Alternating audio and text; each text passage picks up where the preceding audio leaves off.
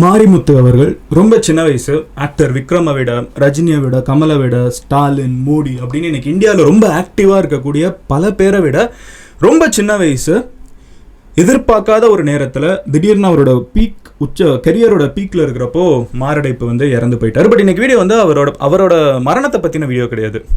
அவர் இறந்ததுக்கப்புறம் கொஞ்ச நாளுக்கு முன்னாடி அவர் ஒரு யூடியூப்ல ஒரு ஷோவில் பார்ட்டிசிபேட் பண்ணியிருந்தாங்க. அதோட கிளிப்பிங்ஸ் நிறைய நீங்கள் யூடியூப்லேயே பார்க்கலாம்.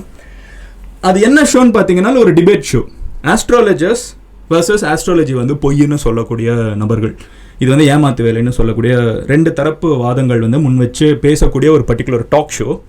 அந்த டாக் ஷோவில் இவங்க பேசுகிறப்போ ஒரு ஆஸ்ட்ராலஜி தான் இந்தியாவிலேயே முன்னேறாமல் இருக்கிறதுக்கு ஒரு முக்கியமான காரணம். எவனையுமே அவன் விஷயத்தை செய்ய விடாமல் மூட நம்பிக்கையை வச்சு மூடி வைக்கக்கூடிய ஒரு பர்டிகுலர் விஷயம்னு இவங்க பேசினாங்க. கொஞ்சம் காட்டமாகவே விமர்சித்தாங்க. அவங்களுக்கு பர்சனலாக என்ன எக்ஸ்பீரியன்ஸ் இருந்திருக்குன்னு தெரியல. அந்த வீடியோக்கு கீழே இப்போ அவங்க இறந்துட்டாங்க, கொஞ்ச நாள் இறந்துட்டாங்க அந்த ஷோ முடிஞ்சு. இப்போ நிறைய பேர் அந்த கமெண்ட் செக்ஷனை போய் நீங்கள் பார்த்தீங்கன்னா, எங்கே சாமி இல்லைன்னு சொன்ன, என்னமோ ஜோசியெல்லாம் பொய்ன்னு சொன்ன, பாத்தியா சாமி உன்னை பழி வாங்கிட்டாரு பாரு, ஜோசியக்காரங்களை சபிச்சேல உனக்கு பதிலுக்கு வந்துருச்சு பாரு அப்படிங்கிற மாதிரி கீழ்த்தனமான கமெண்ட்ஸ் நிறைய இருந்துச்சு. அதை பற்றின வீடியோ தான் இன்னைக்கு வீடியோ. ஏன்னா நீங்கள் நிறைய பேர் இந்த கமெண்ட்ஸை போடுறவங்க நிறைய பேருக்கு மாரிமுத்து யாருன்னு உங்களுக்கு தெரியலை, ஜோசியத்தை திட்டினா அவன் செத்துருவானாங்கிற ஒரு புரிதலும் உங்களுக்கு இல்லை. ஸோ அந்த ரெண்டு விஷயத்தை தான் வீடியோ நம்ம மெயினாக பார்க்க போகிறோம். நீங்கள் இந்த மாதிரி டிஸ்கஷன் சொசைட்டியில் இன்னும் நிறைய நடக்கணும், இந்த மாதிரி ஒருத்தங்களை நிறைய பேர் புல்லி பண்ணக்கூடாது மரணத்தில் கூட அப்படின்னு நினச்சிங்கன்னா keep supporting such videos. And நீங்கள் அந்த சேனலை சப்ஸ்கிரைப் பண்ணலைன்னா சப்ஸ்கிரைப் பண்ணுங்கள். Let's get started. Hello everyone, நான் Madan Gowri and hello my dear MG squad.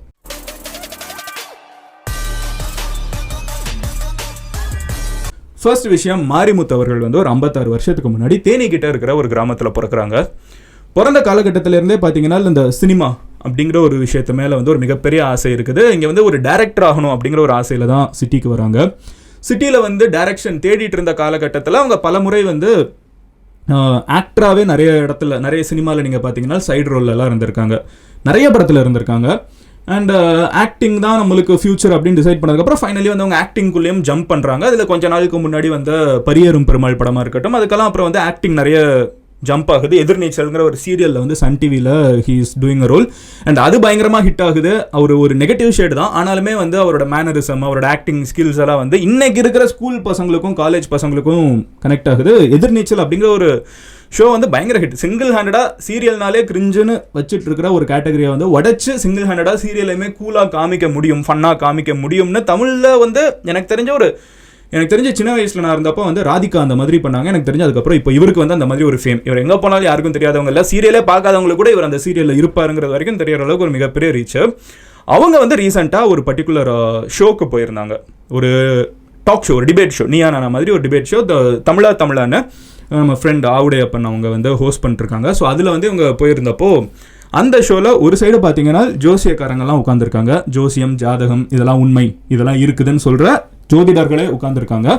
ஆப்போசிட்டில் இதெல்லாம் நம்பிக்கை இல்லை, இதெல்லாம் ஏமாத்து வேலை அப்படிங்கிறதுல உட்காந்துருக்காங்க. அதில் கெஸ்ட்டாக இவங்க வராங்க, மாரிமுத்து அவர்கள் வராங்க.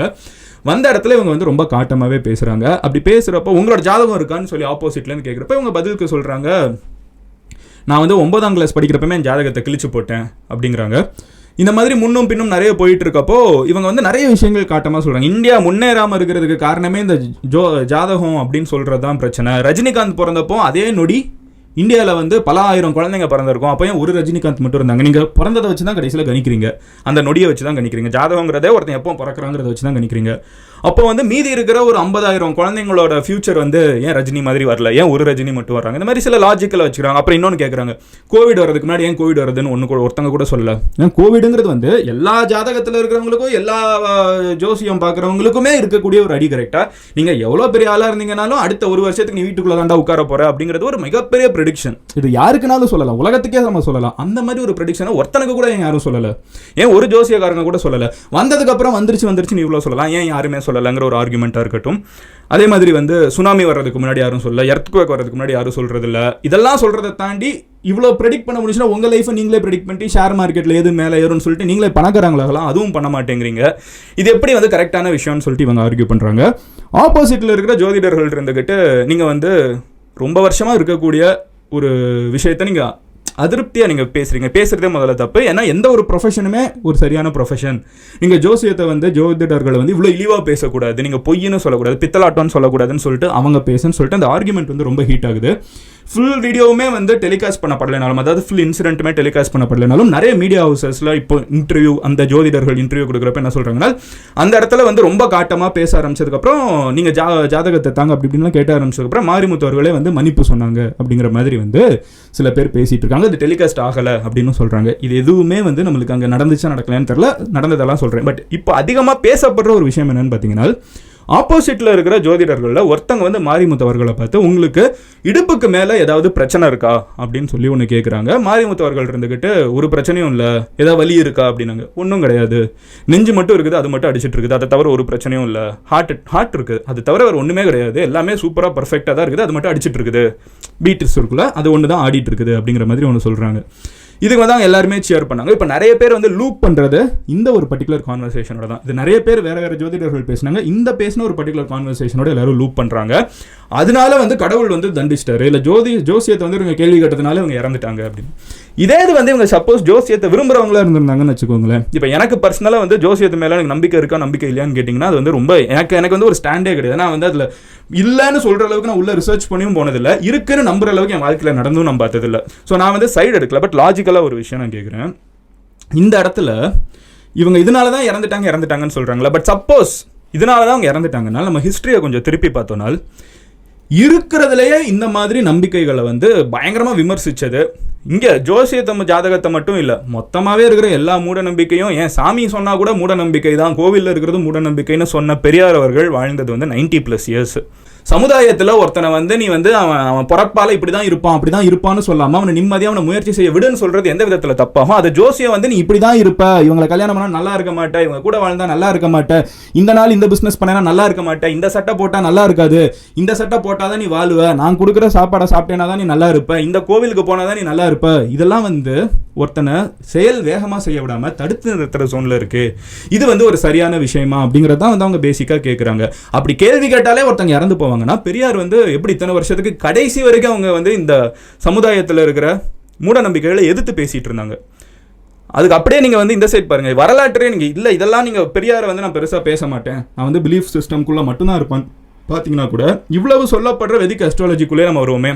இதோட கதைகள்லேயே மார்க்கண்டேயன் அப்படிங்கிற ஒருத்தரோட கதை இருக்குது. மார்க்கண்டேயன் கதை கேள்விப்பட்டிருப்பீங்க, சாகாவரம் பெற்றவர், உலகத்திலே சாகாவரம் இருக்கிற ஒரே ஆள் மார்க்கண்டேயன் தான் சொல்லுவாங்க. மார்க்கண்டேயன் இதிகாசப்படியே வந்து பிறந்தது வந்து ஒரு தப்பான ஜாதகமாக அவங்களுக்கு சின்ன வயசில் இறந்து போயிடுவார், ஒரு 16 வயசில். பட் அவங்களோட கேரக்டர், அவங்களோட mannerism, the way he behaves with people, இதெல்லாத்தையும் பார்த்துட்டு வந்து கடவுள் வந்து அவங்களுக்கு சாகாவரம் கொடுத்தனால அவர் சாகாமலே இருக்காரு அப்படின்னு சொல்லுவாங்க. அப்போ அந்த இடத்துல ஜோசியம் வந்து பொய்த்து போகுது இல்லை. அதே நீங்கள் பார்த்தீங்கன்னா நான் ஏன் இந்த கதையெல்லாம் கொண்டு வரேன்னா, இந்த கதையெல்லாம் நம்புறவங்க தான் வந்து நிறைய பேர் வந்து இதெல்லாம் இல்லைங்கிறாங்கல்ல, அதனால அந்த ஆங்கிள்லே வரேன். ஹரிச்சந்திரன் வந்து கல்யாணம் பண்ணாங்கன்னா இருக்கிற எல்லா சொத்தும் அழிஞ்சு போகும்னு சொல்கிறாங்க. ஆனால் ஹரிச்சந்திரன் எல்லாம் இழந்ததுக்கப்புறமா அவங்க ஒரு நல்லவங்கிறதுக்காக அவங்களுக்கு எல்லாமே கிடைக்கலையா திருப்பி? He became a king again. Abhimanyu வந்து அர்ஜுனனோட பையன், எல்லாமே பர்ஃபெக்டாக இன்றைக்கி வந்து ஒரு குழந்தைக்கு வந்து நல்ல நேரம் 4 நட்சத்திரம்லாம் பார்த்து குழந்தைய சிசேரியனில் வெளியே எடுக்கிற மாதிரி அபிமன்யு வந்து அப்படி தான் வெளியே எடுத்தாங்க. கண்ணனோட தங்கச்சி பையன், அர்ஜுனனோட பையன். ஸோ அப்போ வந்து அந்த காலகட்டத்தில் ஹைப்போதெட்டிக்கலி கதைகள் படி பார்த்தீங்கன்னா கூட அவங்க எவ்வளோ முக்கியமான ஒரு பர்த் எல்லாமே இருக்கும், இன்வின்சிபிள் வார் ஹீரோ அப்படின்னு சொன்னாங்க. ஆனால் அபிமன்யு மகாபாரதத்தில் இறந்து போகணும்னு அபிமன்யு தலையில் இருந்தால் அபிமன்யு இறந்து தான் போவாங்க. ஜோசியத்தில் வந்து அவங்களை யாருமே அடிச்சுக்க முடியாதுன்னு சொன்னால் கூட, ஏன்னா அபிமன்யோட ஜாதகத்தில் அடிக்கிறதுக்கு ஆளே இல்லைன்னு சொன்னாங்க. ஆனால் அபிமன்யு ரொம்ப சின்ன வயசில் ஒரு போரில் இறந்து போனாங்க. ஸோ அந்த இதே இதிகாசங்களே வந்து ஜோசியம் அப்படிங்கிற ஒரு விஷயம் வந்து அக்செப்டும் பண்ணல, கம்ப்ளீட்டாக தூக்கியும் போடல. அதை ப்ரெடிக்ட் பண்ணவங்களுக்கு ஒரு காலத்தில் மரியாதை இருந்திருக்குது, ஒரு ப்ரெடிக்ட் பண்ணவங்க நிறைய பேர் கேள்வி கேட்க ஆரம்பிச்சிருக்காங்க. ப்ரெடிக்ட் பண்ணுறவங்க சொல்கிறது பொய்ன்னு ப்ரூவ் பண்ண காலகட்டங்கள் இருக்குது. அது தனிநபர் ஒவ்வொருத்தங்களுக்கு ஏற்ற மாதிரி மாறிக்கிட்டே இருக்குது, ஒவ்வொருத்தங்களோட பெர்ஸ்பெக்டிவ்ல இருக்குது. ஆனால் இதை ஒருத்தங்க விமர்சிச்சாங்க அப்படிங்கிறதுக்காகவே வந்து விமர்சிக்கிறவங்க வந்து அவங்க கடவுளை கேள்வி கேட்டாங்க, ஜோசியத்தை கேள்வி கேட்டாங்க. முதல்ல வந்து மாரிமுத்து அவர்கள் கடவுளே கேள்வி கேட்கலவங்க, ஜோசியம் தப்பு, ஜாதகம் பார்க்கறது தப்பு. அங்கதான் சொல்றாங்களா, நான் 9th ஸ்டாண்டர்ட்லேயே ஜாதகத்தை கிழிச்சு போட்டேன் என்னோடதுங்கள. ஸோ இப்படி சொன்ன ஒரு பர்டிகுலர் நபர் வந்து அதனாலே இறந்து போயிட்டாருன்னு சொல்றது வந்து ஒரு முழுக்க தவறான விஷயம். மாரிமுத்து அவர்களை வந்து சினிமாவில் பார்க்காதவங்க, மாரிமுத்து அவர்களை சீரியலில் பார்க்காதவங்க நிறைய பேர் அவங்க இவ்வளவு முற்போக்காக பேசிகிட்டு இருக்காங்க. ஒரு 100 வருஷம் 200 வருஷம் கழிச்சு இன்னைக்கு இருக்கிற ஜென்ரேஷனே வந்து குழந்தைன்னு கழிச்சு எப்படி பேசுமோ அதை இன்னைக்கு ஒருத்தங்க பேசுகிறாங்கன்னு சொல்லிட்டு அவங்க மேலே ரெஸ்பெக்ட் தான் நிறைய பேருக்கு அதே ஸ்பீச்னால் அதிகமாச்சே தவிர அதனால தான் அவங்க இறந்துட்டாங்கன்னு சொல்ல முடியாது. சப்போஸ் ஒருத்தங்க வந்து இதே மாதிரி ஜாதகத்தை பிடிச்சி கடவுளெல்லாம் ரொம்ப விரும்பி இருக்கிறவங்க ஒருத்தங்க சீக்கிரமாக இறந்துருந்தாங்கன்னு வச்சுக்கோங்களேன். எப்போ என்ன சொல்லுவாங்கன்னா, இவர் வந்து ரொம்ப கடவுளை பிடிச்சிருந்துச்சு அதனால் கடவுள் சீக்கிரமாக கூப்பிட்டுக்கிட்டாருன்னு. அதே இது வந்து ஒருத்தங்க கிரிட்டிக்கலாக இருந்தாங்கன்னா இவரை பிடிக்கல அதனால தான் கடவுள் கொண்டுட்டாருன்னு. அப்போ கடவுள் கூப்பிடுறதும் கடவுள் கொண்டுறதும் கம்ப்ளீட்டாக வேறையா? சொல்லணும்னு நினைக்கிற ஒரே விஷயம் என்னன்னு பார்த்தீங்கன்னா, அவர் ஒரு நல்ல மனுஷன். இதை யார் ஒத்துக்கிறாங்களோ இல்லையோ, கடந்த சில நாட்களில் நம்ம அவர் பேசின விஷயங்களை அவர் இன்ட்ராக்ட் பண்ணாங்கல்ல, மற்றவங்க அவங்கள பற்றி சொல்கிறதுலேருந்தே நம்மளுக்கு தெரியுது.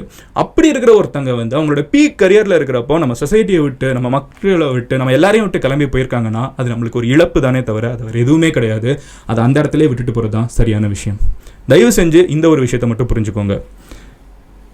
சிம்பிளான விஷயம், நம்ம ஊரில் போர்லாம் நடக்குதுல்ல, போரில் எல்லா சைடும் கிங்கெல்லாம் வந்து கூடவே வச்சுருந்தாங்க ஜாதகம் பார்க்குறவங்கள, ஜோசியம் பார்க்குறவங்கலாம். ஒரு போரில் இந்த நாள் தான் ஆரம்பிக்கணும்னு சொல்லி 2 கிங்கும் ஒத்துக்கிட்டு தான் ஒரு நாள் ஆரம்பிப்பாங்க. 2 சைடு இருக்கிற ஜோசியர்களும் இந்த நாள் ஆரம்பிச்சாதான் நீங்கள் ஜெயிப்பீங்கன்னு தானே சொல்லியிருப்பாங்க. ஆனால் எப்படி பார்த்தாலும் போரில் ஒருத்தன் தானே ஜெயிப்பான். அதுதான் யதார்த்தங்கிறத மட்டும் தயவு செஞ்சு தெரிஞ்சுக்கோங்க.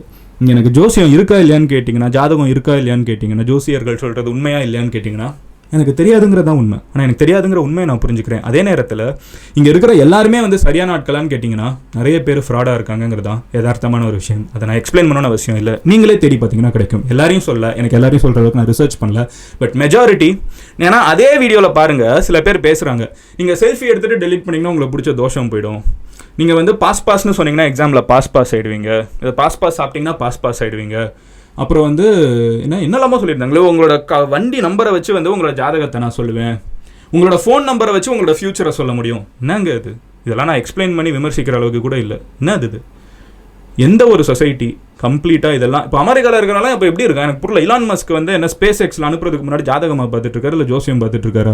இல்லை மார்க் ஜக்கர்பர்க் வந்து ஃபேஸ்புக்கு அடிக்கல் நட்டுறதுக்கு முன்னாடி யோசிச்சுட்டு இருந்தாரா, இந்த கோடு இத்தனை மணிக்கு நல்ல நேரமாக இல்லையான்னு பார்த்து போட்டுட்டு இருந்தாரா? இல்லை ஸ்டீவ் ஜாப்ஸ் பண்ணிருந்தாரா? பாகிஸ்தானில் என்ன பண்ணிருந்தாங்க, பங்களாதேஷில் என்ன பண்ணிருந்தாங்க? இவ்வளோ பெரிய உலகத்தில் வந்து ஜோசியத்தை நம்பி வச்சு ஆரம்பிக்கிறவங்கிறது வந்து ரொம்ப சிலர், அது இந்தியாவில் மெஜாரிட்டி இருக்காங்க. பட் மீதி ஊரில் இருக்கிறதெல்லாம் டெவலப்பே ஆகலையா? எல்லாம் பெரிய பெரிய ஆளாயிட்டு இருக்காங்களே, பெரிய பெரிய கம்பெனி இருக்குல்ல. கோயின்சிடென்ஸாக மட்டுமே கொக்கோகோலா வந்து 120 வருஷமாக எல்லாமே கரெக்டாக டிசைட் பண்ணிருக்க முடியுமா? ஜோசியம் இங்கே இருக்கிறதே சொல்லுவாங்க. அதனால தான் அந்த ஊரில் வந்து அவங்க கோயின்சிடென்ட்டெல்லாம் நல்ல நேரத்தில் பண்ணியிருப்பாங்க. 125 வருஷமாக ஒருத்தன் கோயின்சிடென்ட்ஸ்னாலே வந்து ஒருத்தன் பெரிய ஆளாயிட்டு இருக்க முடியுமா? ஆப்பிள் மாதிரி ஒரு கம்பெனி எல்லா டெசிஷனையும் கோயின்சிடென்ட்ஸ்னாலே வச்சு பெரிய ஆளாயிட்டு இருக்க முடியுமா? இங்கே ஒரே ஒரு நியாயம் தான் இருக்குது, நல்லவன் கெட்டவன். இங்கே ஒரே ஒரு தர்மம் தான் இருக்குது, hard work always wins, persistence always wins. Marimuthu அவர்கள் வந்து இப்படி இறந்ததுக்கப்புறம் ஊரையே பேச வச்சுட்டு போயிருக்காங்க தெரியுமா? அதை விட ஒரு பெரிய சக்ஸஸ் எந்த மனுஷனுக்கும் கிடையாது. Love you all, take care, bye, cheers, எம்ஜிஸ்.